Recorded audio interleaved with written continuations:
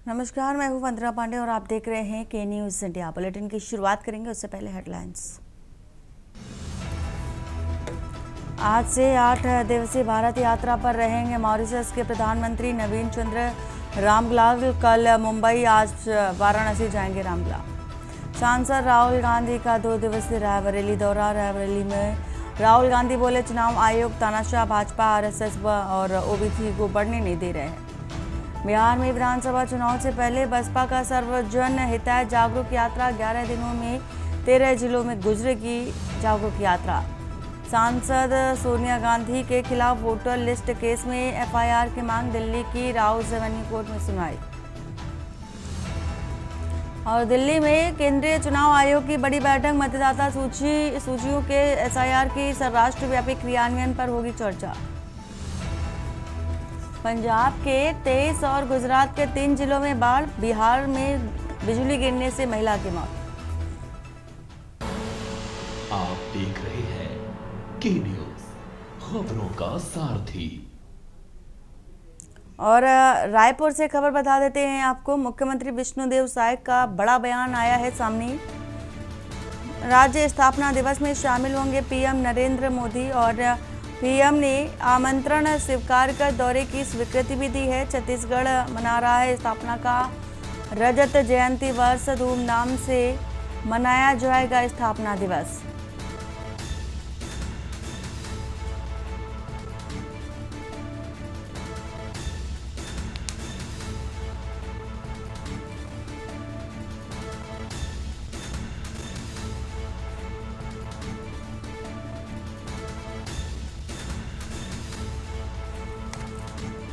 रायपुर से खबर बता रहे हैं आपको।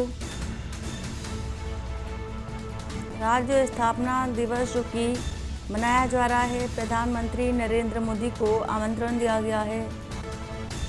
तो राज्य स्थापना दिवस में शामिल होंगे पीएम नरेंद्र मोदी। ये बड़ी खबर आपको बता रहे हैं रायपुर से।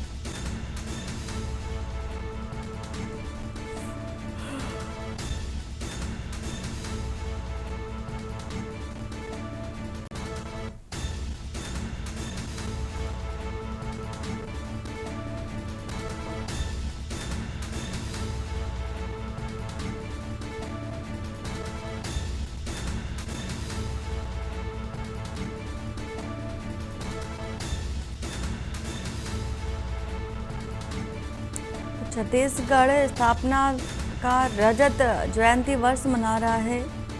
रायपुर से खबर आपको बता रहे हैं।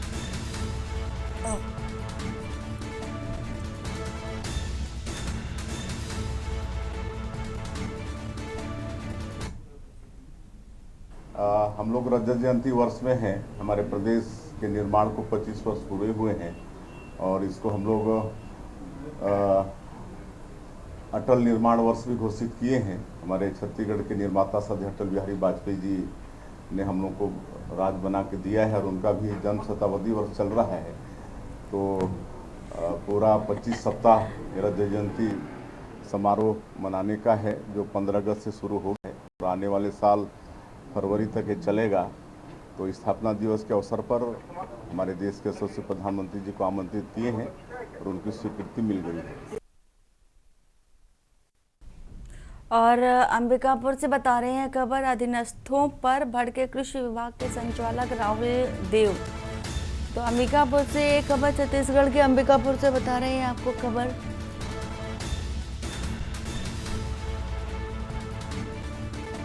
खाद की कालाबाजारी न रुकने को लेकर के फटकार लगाई। सरगुजा संभाग के कामकाज का जायजा भी लिया है और आरईएओ यानी कि रेव देवांशु जायसवाल को थमाई नई नोटिस और उनको नोटिस थमाई गई है। एनएफएसएम योजना में लापरवाही पर जारी हुई है नोटिस। सूरजपुर के उर्वरक निरीक्षक अशोक कुमार को कारण बताओ नोटिस दिया गया है।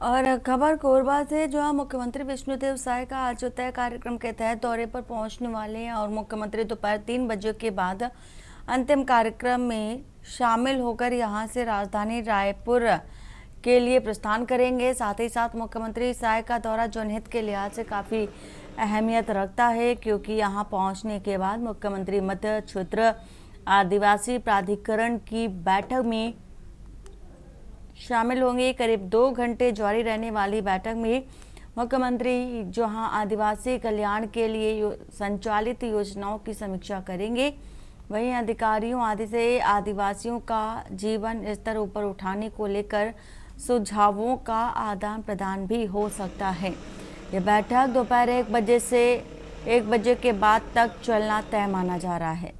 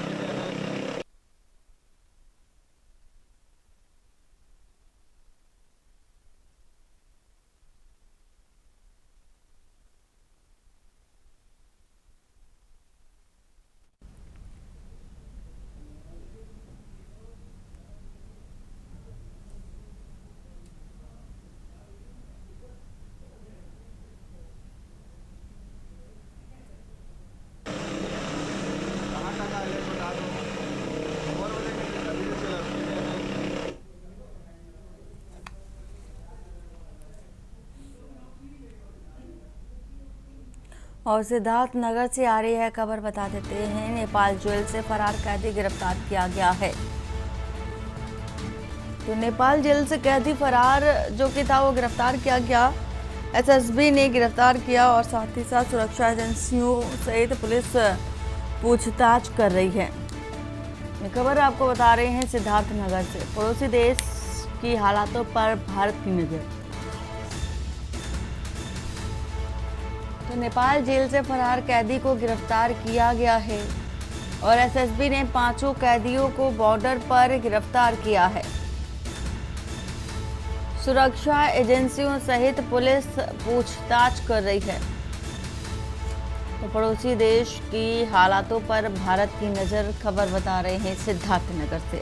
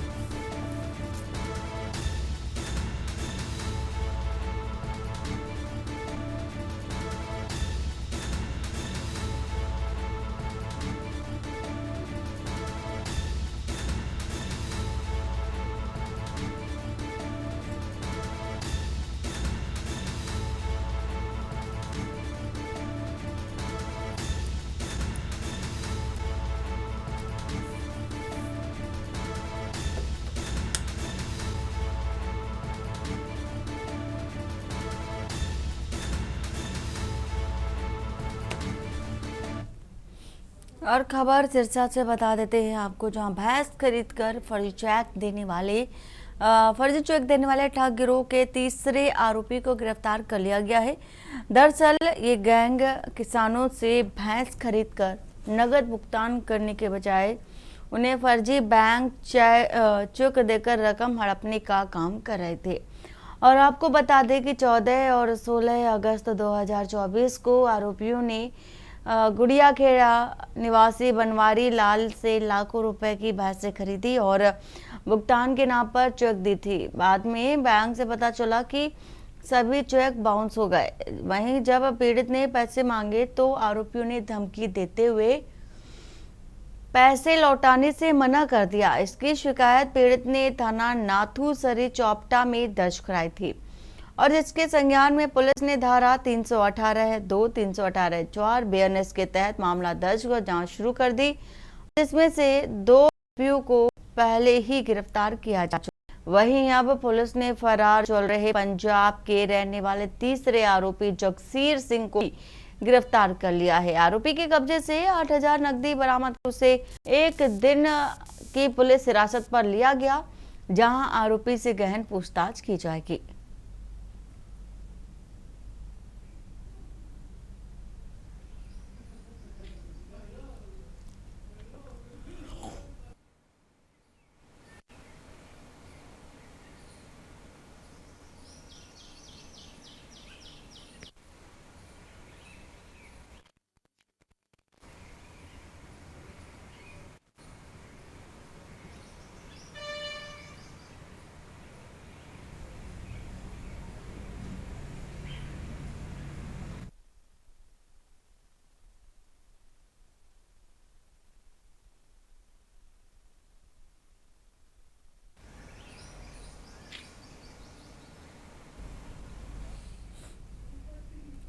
और खबर आपको बता देते हैं रायसेन से, जहां भाजपा विधायक पूर्व मंत्री सुरेंद्र पटवा की गिरफ्तारी का वारंट जारी किया गया। जिले के भोजपुर सीट से भाजपा विधायक सुरेंद्र पटवा का गिरफ्तारी वारंट जारी होने को लेकर पूरे प्रदेश में रायसेन जिला चर्चा का विषय बना हुआ है। वहीं स्थानीय लोगों का कहना है कि वारंट जारी होना न्याय की जरूरी लेकिन मसला है और इसी आरोपी को न्यायालय में उपस्थित होने के बाध्य करने को वारंट जारी होता है। देखिए, इंदौर के एमपी एमएलए ने सीबीआई व एसीबी को आरोपी सुरेंद्र पटवा को न्यायालय में उपस्थित कराने को कहा है और उन पर धारा 420, 409 व 120 BIDC के तहत मामला विचाराधीन है।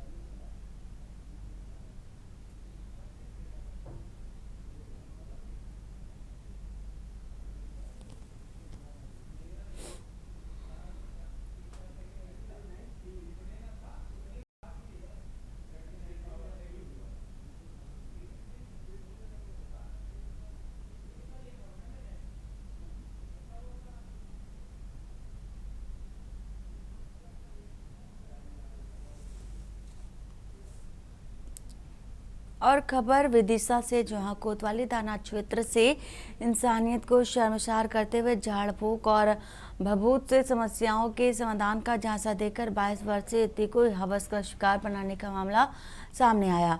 नापाक इरादों वाले आरोपी ने बासौदा से भोपाल तक युवती के साथ दरिंदगी करने का सिलसिला जारी रखा और जिससे कि पीड़ित होकर मजबूरी में हिम्मत जुटा युवती ने सीधे एसपी ऑफिस पहुंचकर इंसाफ की गुहार लगाई।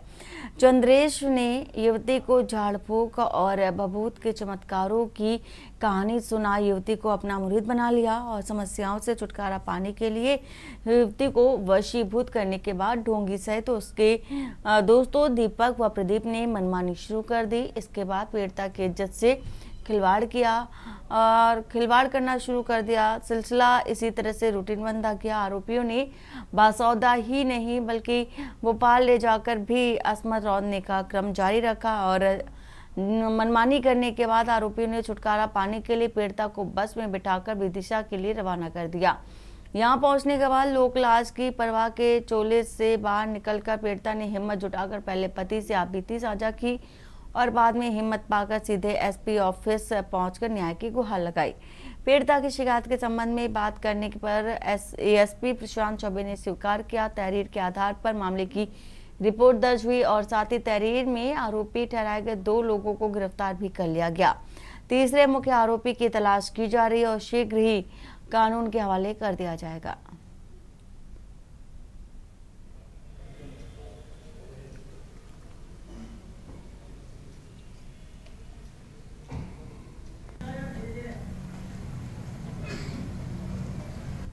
मैं 14 तारीख को मुझे चंद्रेश ले गया था एक बाबा के पास।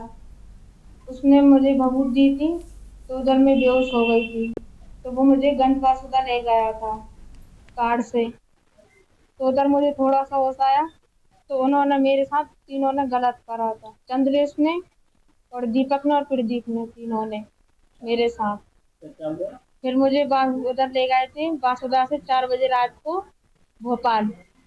उधर भी उन्होंने मेरे साथ गलत काम करा था और जबरदस्ती मेरे साथ वो दारू पिलाई थी मेरा मुंह पकड़ के, और मेरी वो रकम भी ले ली उन्होंने।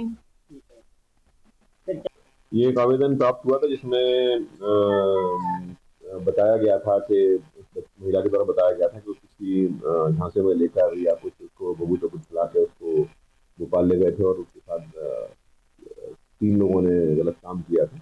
इसमें तत्काल निर्देश देकर थाना कोतवाली में अपराध पंजीयन कराया गया था और इसमें विवेचना प्रारंभ कर दी गई थी। अभी लेटेस्टली इसके 2 आरोपी दीपक जाटव और प्रदीप जाटव को पुलिस ने गिरफ्तार कर लिया। कल सूचना वापस हुई थी और इसमें प्रकरण में गंभीर जेनरस की धाराएं लगाई गई हैं। दोनों से पूछताछ की जा रही है। अन्य एविडेंस जो हम लोग लेते हैं वो प्रॉपर लिए जा रहे हैं।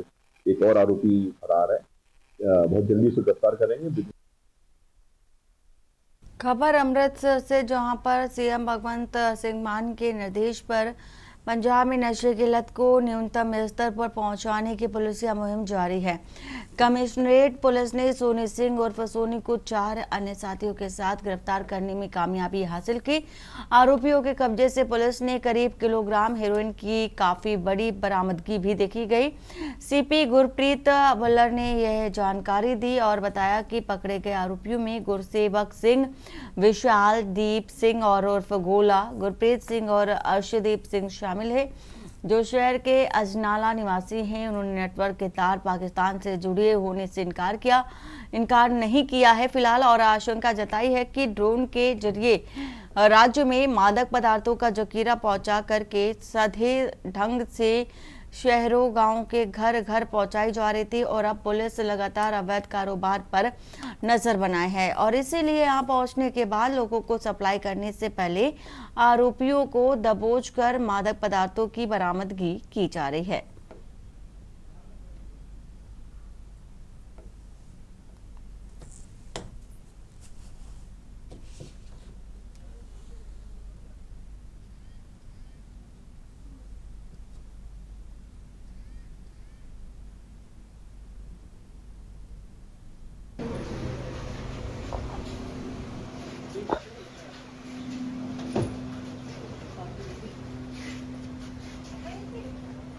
ਸਾਡੇ ਮਾਨਯੋਗ ਸੀਐਮ ਸਾਹਿਬ ਵੱਲੋਂ ਜਿਹੜੀ ਯੁੱਧ ਨਸ਼ਾ ਵਿਰੁੱਧ ਕੈਂਪੇਨ ਆ ਉਹਦੇ ਵਿੱਚ ਕਮਿਸ਼ਨਰੇਟ ਪੁਲਿਸ ਅੰਮ੍ਰਿਤਸਰ ਨੂੰ ਬਹੁਤ ਵੱਡੀ ਕਾਮਯਾਬੀ ਮਿਲੀ ਹੈ।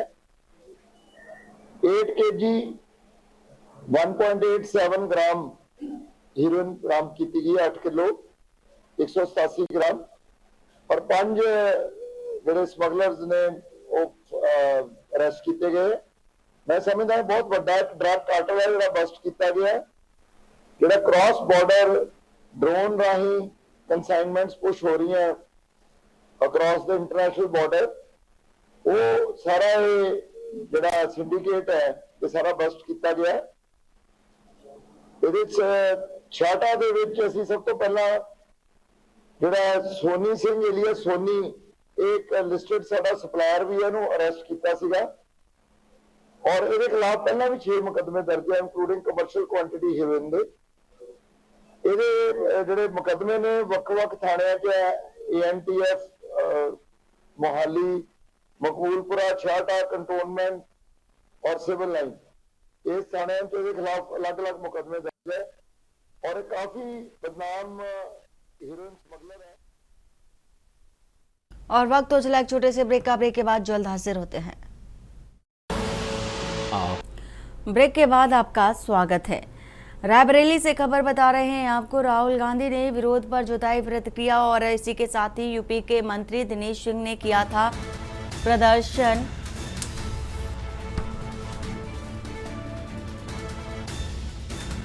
तो कांग्रेस की लोकप्रियता से डिस्टर्ब है भाजपा, ऐसे आरोप। आज 2 दिवसीय दौरे पर पहुंचे हैं राहुल गांधी। गृह मंत्री ने रूट पर प्रदर्शन कर रोका था मार्ग और राहुल गांधी वापस जाओ के नारे भी लगाए थे। तो गोरा बाजार पहुंचकर नेता प्रतिपक्ष ने दी प्रतिक्रिया और कार्यक्रम में शामिल होने पहुंचे थे राहुल गांधी और इस दौरान विरोध प्रदर्शन का सामना करना पड़ा।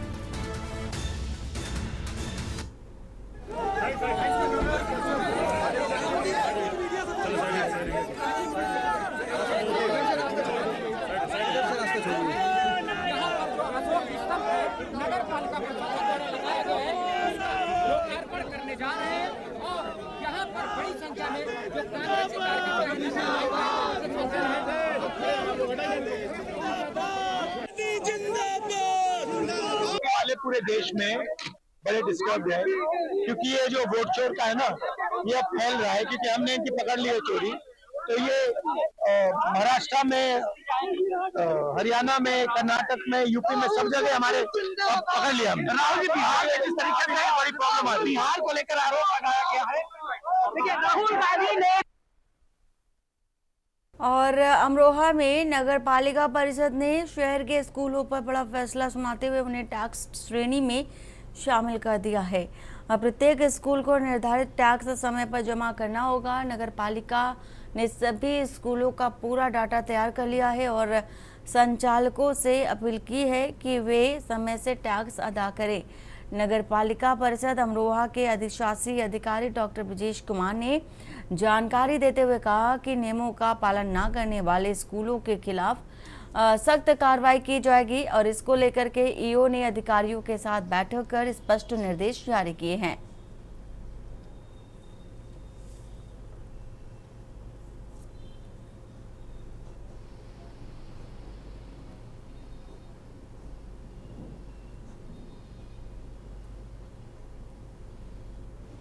आज मेरे द्वारा टैक्स कलेक्शन को लेके जो हमारे आरआई हैं, मीन है, टीएस है, उनके साथ मीटिंग की गई। अभी कुछ दिन पहले जिलाधिकारी महोदय द्वारा कुछ प्रपत्र हम लोग दिए गए थे और उस पर नए टैक्स की दरें क्या है, इस पर सूचना मांगी गई थी। आज मेरे द्वारा उन सभी अमीनों को, आरआईओं को और टीएस को मैंने निर्देशित किया है कि जो हमारी नई टैक्स की नियमावली जो 1 अप्रैल से लागू है, जो स्लैब कह रही है उसके आधार पर टैक्स कलेक्शन किया जाए।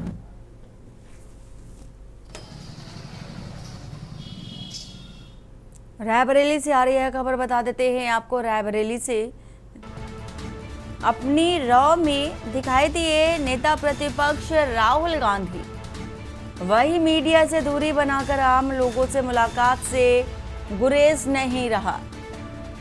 भुए मऊ गेस्ट हाउस जाते समय रास्ते में अपना काफिला रोका, साथ ही काफिला रुकते ही गाड़ी से उतरकर बच्चों को टॉफियां भी बांटी हैं। राहुल गांधी ने भुए मऊ गेस्ट हाउस जाते समय रास्ते में अपना काफिला रोका है। रायबरेली से आपको एक खबर बता रहे हैं, काफिला रुकते ही गाड़ी से उतरे, फिर बच्चों को टॉफियां भी बांटी हैं। तो इससे पहले लालगंज इलाके में हेयर कटिंग भी कराई थी राहुल गांधी ने, तो ये खबर आपको बता रहे हैं। तो रायबरेली के दौरे पर हैं Rahul Gandhi.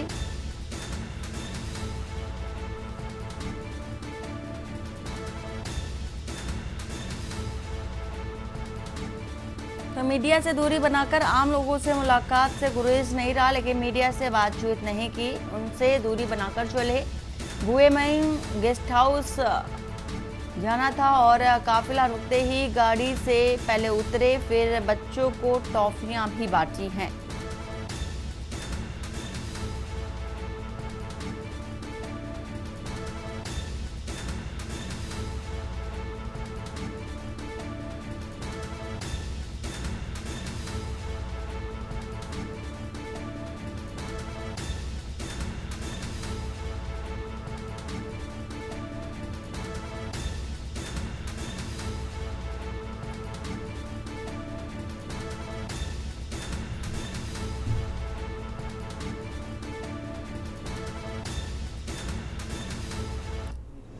Thank you sir. No debate sir एक सेकंड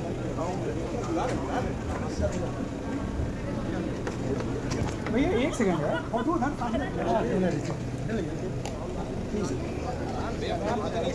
जी जी जी, चलो हटो हट, चलो चलो चलो। और खबर आपको बता देते हैं महाराजगंज से, जहां पर नेपाल में चल रही हिंसा के चलते सोनौली सीमा पर सुरक्षा व्यवस्था को और बढ़ा दिया गया है। वहीं महाराजगंज के डीएम संतोष कुमार शर्मा और एसपी सोमेंद्र मीणा ने देर रात से ही सीमा पर डटे रहकर स्थिति का जायजा लिया। बता दें कि नेपाल हिंसा के बाद भारतीय सुरक्षा एजेंसियां पूरी तरह से सतर्क हो गई हैं। सीमा सुरक्षा बल यानी कि एसएसबी के जवानों को हाई अलर्ट पर रखा गया है। ये फैसला नेपाल में बिगड़ती कानून व्यवस्था को देखते हुए लिया गया, ताकि किसी भी तरह की अप्रिय घटना या घुसपैठ को रोका जा सके। दरअसल नेपाल के प्रधानमंत्री केपी ओली के देश छोड़कर के विदेश भागने की अफवाहों ने हिंसा को और भी ज्यादा भड़का दिया। इस दौरान भारत नेपाल सीमा से सटे भैरहवा एयरपोर्ट को भी उपद्रवियों ने आग के हवाले कर दिया। बता दें कि भैरहवा एयरपोर्ट सोनौली सीमा से बहुत नजदीक है और जिसके चलते सीमा पर 24 घंटे कड़ी निगरानी रखी जा रही है। वहीं सुरक्षा बल किसी भी आपात स्थिति से निपटने के लिए तैयार है।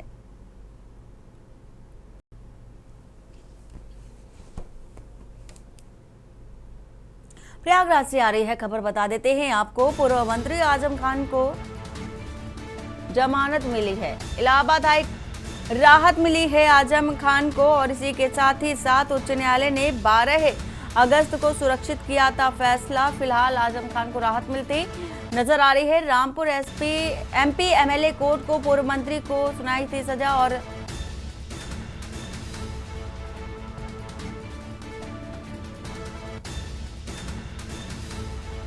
तो खबर आपको बता रहे हैं इस वक्त की प्रयागराज से खबर। निचली अदालत के आदेश को आजम खान ने चुनौती दी थी और अब चूंकि उनको राहत मिलती नजर आ रही है, सुनवाई पूरी होने करने के बाद राहत मिली। प्रयागराज से खबर, पूर्व मंत्री आजम खान को ये बड़ी राहत। मधुर दरबारी हमारे साथ इसी खबर पर। मधुर, आजम खान को ये बड़ी राहत मिलती नजर आ रही है चूंकि फैसला आया है और इस फैसले के चलते आजम खान को ये बड़ी राहत, क्या है कुछ जानकारी?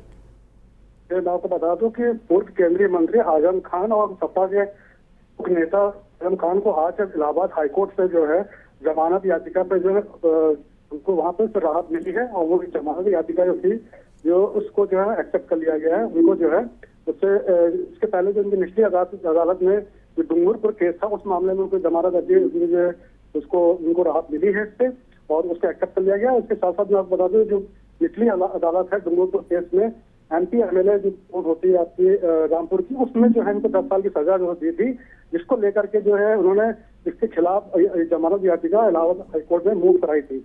उसको लेकर 12 अगस्त को जो इलाहाबाद हाईकोर्ट ने अपना निर्णय सुरक्षित कर लिया था। दोनों पक्षों की दलीलों को सुना था।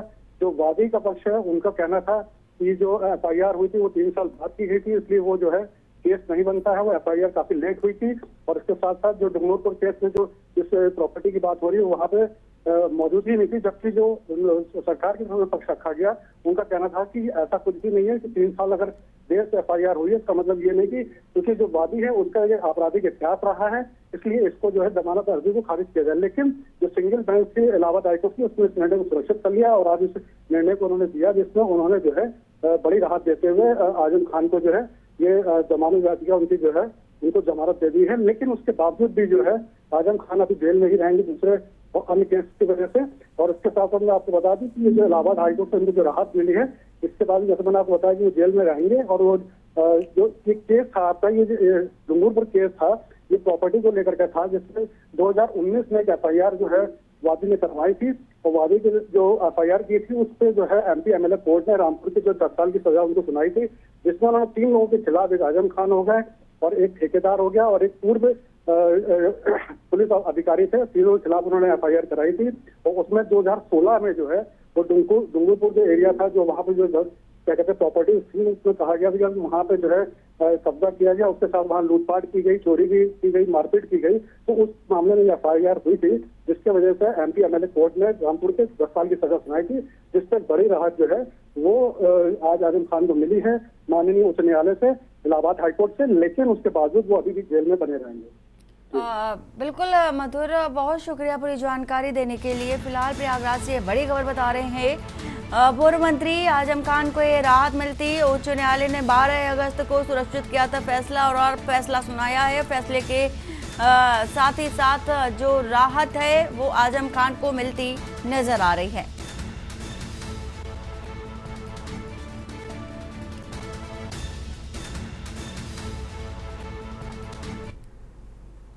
और जालौन से खबर बता देते हैं जहां आकस्मिक संविदा कर्मचारी यूनियन की झांसी मंडल उपाध्यक्ष नीतू सिंह के आह्वान पर जिले भर के भंडार गृहों पर विरोध प्रदर्शन किया गया। प्रदर्शनकारियों ने उरई स्थित जिला मुख्यालय के गोदाम गेट पर आंदोलनकारियों ने मांगे पूरी न किए जाने को लेकर कड़ी नाराजगी जताई। गोदाम पर प्रदर्शनकारियों की गहमी के चलते खाद्यान्न का उठान ठप रहा। प्रदर्शनकारियों ने प्रबंधन व सरकार द्वारा मांगे न पूरी किए जाने पर लखनऊ कूच करने की चेतावनी दी। साथ ही दावा किया कि अधिकार प्राप्त करने के लिए कर्मचारी किसी हद तक जाने से बाज नहीं आएंगे। बता दें कि आकस्मिक श्रमिक एवं लिपिक कर्मचारियों का विनियमितीकरण, पारिश्रमिक बढ़ाने सहित प्रावधानिक संविदा, कर्मचारियों की वेतन विसंगति दूर करने आदि मांगों को लेकर कर्मचारियों का आंदोलन जारी है।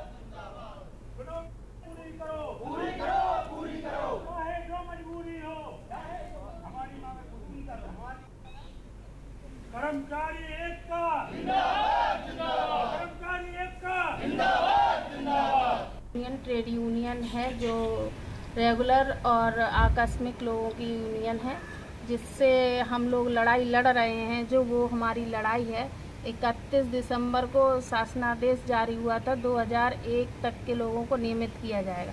उसमें कुछ लोगों को नियमित कर दिया गया है और कुछ लोग रह गए हैं। जो रह गए हैं हम उनकी लड़ाई लड़ रहे हैं कि उन्हें भी नियमित किया जाए। दूसरी चीज़, हम लोगों को बोनस मिलना बंद हो गया है तो हम लोगों की PLI की लड़ाई है। और तीसरी चीज़ है कि जो निगम में 2014 और 17 से जो लोग नियमित हुए हैं उनके अभी तक ना तो प्रमोशन हुए हैं ना उनके इंक्रीमेंट लग रहे हैं, तो उनके इंक्रीमेंट लगे। बाकी जो 16-17 साल से संविदा कर्मचारी हैं, आकस्मिक हैं, उनका मूल वेतन और DA की हमारी प्रमुख लड़ाई है और हम ये लड़ाई अपनी जारी रखें जब तक प्रबंधन हमको मूल वेतन और DA नहीं दे देगा। कर्मचारी यूनियन जिंदाबाद। और कानपुर से बताते हैं खबर। नगर निगम मुख्यालय स्थित हीट वेव को और आपदा को लेकर एक बैठक की गई। बैठक में राज्य आपदा विभाग जो कि नगर निगम, जलकल समेत गवर्नमेंट, साथ ही साथ कई विभाग शामिल हुए हैं। बैठक में आपदा के समय आने वाले दिक्कतों पर चर्चा भी की गई थी। सभी विभागों द्वारा आपदा से कैसे निपटा जाए इस पर अधिकारियों से विचार विमर्श किया गया। राज्य आपदा प्रबंधन प्राधिकरण परियोजना डायरेक्टर डॉक्टर कनीज फातिमा ने बताया कि मुख्यमंत्री का मानना है कि यूपी में 40 से अधिक जिले ऐसे हैं जो बाढ़ से प्रभावित हैं। हर साल मार्च से लेकर के जुलाई तक बहुत अधिक गर्मी होती है। अलग अलग सिटीज में टेम्परेचर 40 डिग्री से अधिक पहुंच जाता है। मुख्यमंत्री का मानना है कि आपदा से किसी भी प्रकार की कोई जनहानि न हो। जलवायु परिवर्तन और आपदा को रोक नहीं सकते हैं, लेकिन बेहतर प्लानिंग से हम लोग आपदा से निपट सकते हैं। हर साल गर्मी अलग अलग रिकॉर्ड बना रही है। उत्तर प्रदेश राज्य आपदा प्रबंधन एक्शन प्लान बनाया गया और सभी 75 जिलों में जिला हिट एक्शन प्लान बने हुए हैं। शहरों में हरित क्षेत्र कम हो रहा है, कंक्रीट के जंगल बनते चले जा रहे हैं, मल्टीनेशनल बिल्डिंग भी बनती जा रही है। और हिट एक्शन प्लान के तहत जो हमारे स्लम एरिया है उन लोगों और मजदूरों के साथ पक्के घरों में लोग रह रहे हैं। आज नगर निगम में अलग अलग विभागों का समावेश कर सभी के साथ एक मीटिंग गई, जिसमें सबसे उनकी राय मांगी गई और गर्मी में किस प्रकार की दिक्कतें आती हैं इसको लेकर के भी चर्चा की गई। जब ये पूरी सीजन खत्म हो जाएगी उसके बाद हम हमारे पुलिस थानों रेजिलिएंट पुलिस स्टेशन बना सकते हैं जो बहुत ही गर्म एरिया में हो, हीट रेजिलिएंट स्कूल बना सकते हैं। तो ये सारी डाटा मांग रहे हैं। I will try my best कि within 15 days I will able to do. कुछ 10 इयर्स का है क्योंकि अभी ऑनलाइन सिस्टम राजकोट 50 वार्ड में सब में तकलीफ नहीं है। और खबर महोबा से बता देते हैं, जहां शहर के गांधीनगर मोहल्ला स्थित कंपोजिट विद्यालय के 49 वर्षीय शिक्षक मनोज कुमार ने फांसी लगाकर आत्महत्या कर ली। मृतक शिक्षक सुप्रीम कोर्ट द्वारा टीटी परीक्षा की अनिवार्यता आदेश को लेकर लगातार तनाव महसूस करता और माना जा रहा है कि इसी मानसिक अवसाद में आकर के उसने मौत को गले लगाने का आत्मघाती फैसला लिया। सूचना पाकर पहुंची पुलिस ने शव को पोस्टमार्टम के लिए भेज दिया। जांच जारी है। वहीं उत्तर प्रदेशीय प्राथमिक शिक्षक संघ के ब्लॉक अध्यक्ष भगत सिंह ने बताया कि रविवार को बातचीत के दौरान मनोज लगातार टीटी परीक्षा को लेकर चिंता जता रहे थे।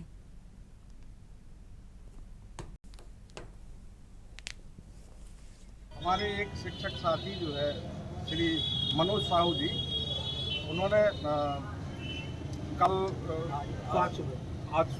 आज सुबह जो है 5 बजे 6 बजे करीब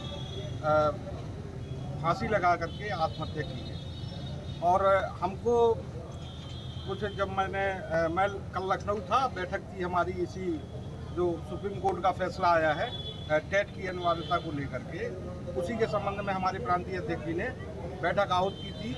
और हमारे 75 जनपदों के जितने भी जिलाध्यक्ष, जिला मंत्री और प्रांतीय हमारी कार्य समिति है, पूरी वहाँ पर उपस्थित थी। वरिष्ठ शिक्षक साथी है जो बहुत कर्मठ था, वो आज सुबह पता चला हम लोगों को 7 बजे कि उन्होंने आत्महत्या की। अभी तक तो जो हमें समझ में आ रहा है, क्योंकि वो परिवार बहुत सुलझा हुआ है, बहुत स्वस्थ परिवार है, संपन्न परिवार है, तो अभी तक एक ही बात समझ में आई कि टेट से जो है अवसाद में गए और उन्होंने इस दुखद घटनाक्रम को अंजाम दिया। कुछ मामला एक 49 वर्ष के मनोज कुमार नाम के पेशेंट को लाया गया था, और जैसा कि जो परिजनों द्वारा बताया गया है कि उन्होंने फांसी लगाई हुई थी, और डॉक्टरी परीक्षण करने के बाद उनको मृत घोषित किया गया था, और फिर बॉडी पोस्टमार्टम के लिए मर्चरी हाउस में रखवा दी है, और बाकी जो भी क्लियर होगा पोस्टमार्टम के बाद क्लियर हो पाएगा। और लखनऊ से है खबर, जहां बंथरा थाना क्षेत्र के दादूपुर स्थित न्यू डेस्टिनी कॉलोनी स्थित ऑफिस से एक युवक का शव मिलने से सनसनी फैल गई। युवक के सिर पर किसी धारदार हथियार से वार कर हत्या करने के बाद हत्या अभियुक्त शव वहीं छोड़कर फरार हो गया। आज सुबह सफाई करने पहुंची महिला सफाई कर्मी ने युवक का शव देख करके ऑफिस के लोगों को इसकी सूचना दी। वहीं सूचना पाकर पुलिस ने मौके पर पहुंचकर जांच पड़ताल शुरू कर दी। पुलिस के मुताबिक फैजाबाद जिले के धनुआपुर निवासी 32 वर्षीय कुणाल शुक्ला पुत्र अशोक शुक्ला यहां अपनी मां और भाई के साथ लखनऊ में रह रहा था। वह दादूपुर में रहने वाले विवेक सिंह के साथ फाइनेंस पर खरीदी जाने वाली गाड़ियों की समय पर किस्त न अदा करने पर रिकवरी का काम भी करता था। सोमवार रात सभी लोगों के चले जाने के बाद वह ऑफिस में रुका था और सुबह पुलिस ने तफ्तीश करते हुए शव को पोस्टमार्टम के लिए भेज दिया। एडीसीपी दक्षिणी रंगापल्ली वसंत ने बताया कि पोस्टमार्टम और फॉरेंसिक रिपोर्ट आने पर जांच सही दिशा में आगे बढ़ सकेगी।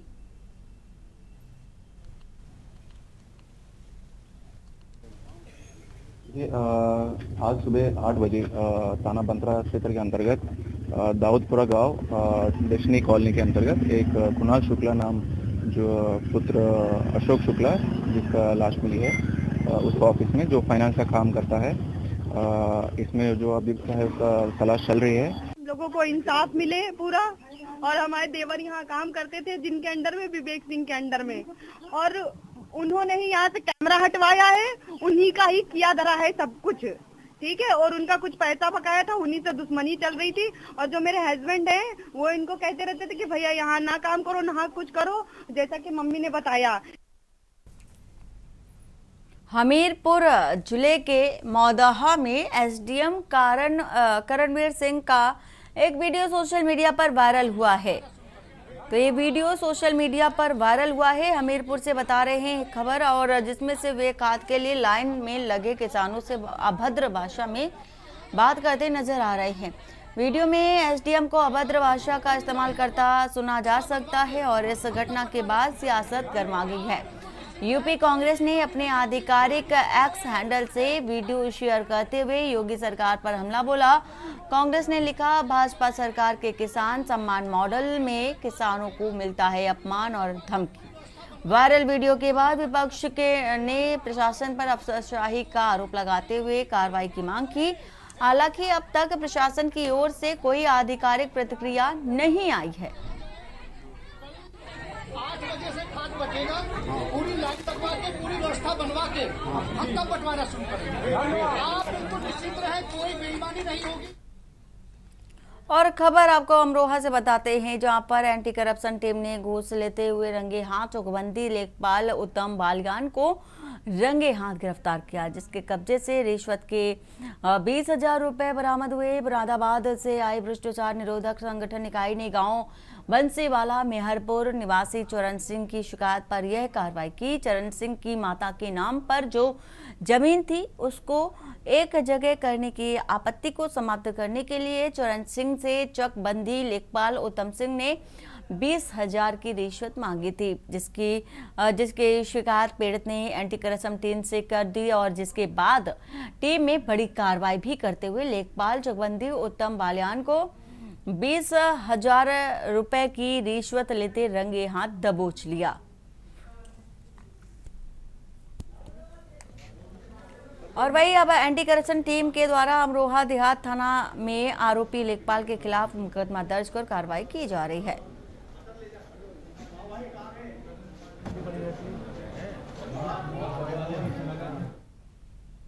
खबर बागपत से, जहां दोघट क्षेत्र के टीकरी कस्बे में एक मां ने अपनी 3 बच्चियों को दुपट्टे से गला घोंटकर मौत की घाट उतार दिया और खुद भी पंखे से लटक गई।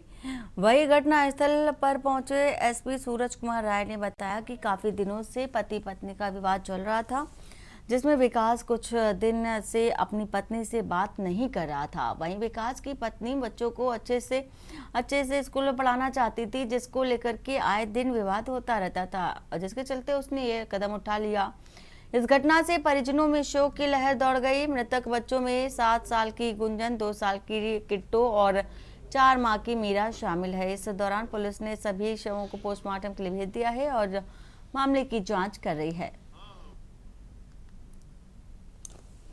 थाना दोघट पे सूचना मिली कि टीकरी गांव अंतर्गत एक घर है जिसमें एक महिला अपने बच्चों के साथ रहती है और इसका दरवाज़ा अंदर से बंद है और खुल नहीं रहा है। इस सूचना पर तत्काल थाना दोघट पुलिस जब यहां पर पहुंची तो आवश्यक वीडियोग्राफी करते हुए दरवाजे को तोड़कर जब खोला गया तो एक महिला का शव पंखे से लटका हुआ और अन्य इसके 3 बच्चों का शव बिस्तर पर पड़ा हुआ मिला। बच्चों के गले में भी चुन्नी लपेट के बांधी हुई थी। तो प्रथम ये मामला ऐसा लग रहा है कि महिला के द्वारा इन बच्चों का गला घोंट के स्वयं आत्महत्या कर ली गई है। हमारे भाई की बहू थी, उसने जो है 3 बच्चे और आप फांसी लगा ली। कोई कया सुनी नहीं थी। क्यों लगाई, क्या कारण था ऐसा? कोई पता नहीं जी, हम भी। वो लड़का भी जो है बाहर रहता है जी, गाड़ी चलावे है जी। वो आप जो है आज आया था और गाड़ी चला रहा जी। देखो जी आज आज रात में गाड़ी भी चला रहा। उन्हें कुशाल मिला होगा 100 नंबर 112 वाले हुए 4 बजे 50 में। और उत्तर प्रदेश के शिंडो कहे जाने वाले नोएडा शहर में 2 छात्रों के बीच हुए विवाद ने खूनी जंग के रूप में ले लिया है। निजी कॉलेज के हॉस्टल के बंद कमरे में आपसी विवाद में 2 छात्रों के बीच चली गोली लगने से एक छात्र की मौत हो गई है और अन्य छात्र को घायल अवस्था में निजी अस्पताल में भर्ती कराया गया है।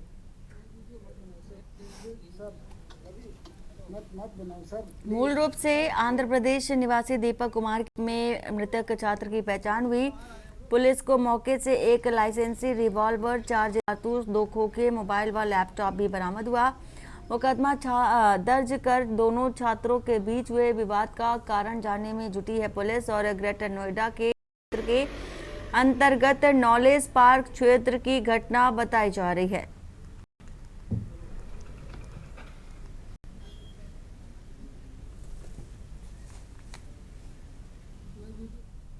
लखनऊ से खबर बताते हैं, सरकारी टेंडर दिलाने के नाम पर ठगी का मामला आया है सामने। सरकारी टेंडर दिलाने के नाम पर करोड़ों की ठगी की गई और टेंडर के नाम पर करोड़ों की ठगी करने वाले गिरोह पर गैंगस्टर लगा है। हजरतगंज कोतवाली में गैंगस्टर के तहत एफआईआर दर्ज हुई।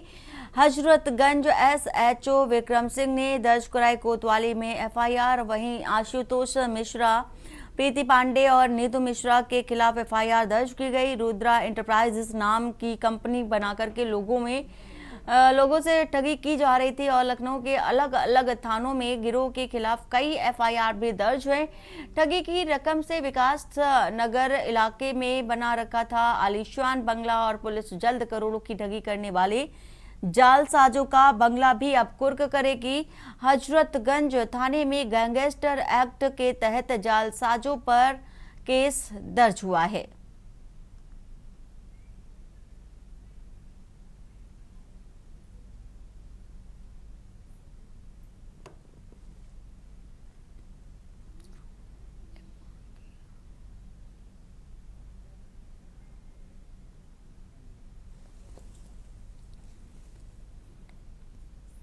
बुलंदशहर में पुलिस का ऑपरेशन लंगड़ा जारी है और नरसेना में पुलिस और हापुड़ के लुटेरों के बीच मुठभेड़ हुई। मुठभेड़ के दौरान पैर में गोली लगने से फैजान राकेश घायल और लुटेरों का तीसरा साथी वसीम भी पुलिस घेराबंदी में गिरफ्तार हुआ है। बदमाशों ने 5 सितंबर को व्यापारी अशोक कुमार से भी लूट की थी। थाना नरसेना के बुगरासी पुलिस चौकी क्षेत्र में मुठभेड़ थी और ये खबर आपको बता रहे हैं बुलंदशहर से।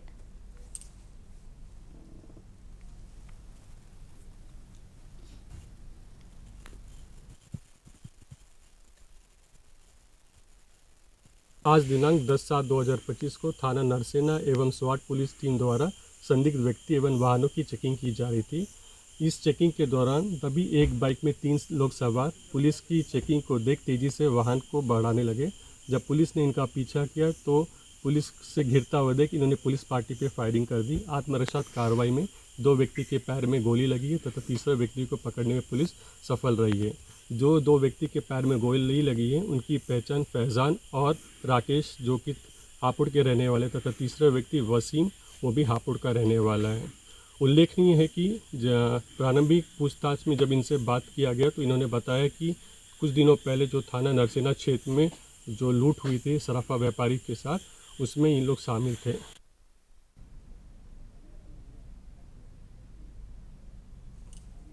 और बुलेटिन फिलहाल इतना ही। बाकी की खबरों के लिए बने रहिए आपके न्यूज़ इंडिया के साथ। नमस्कार। आप देख रहे हैं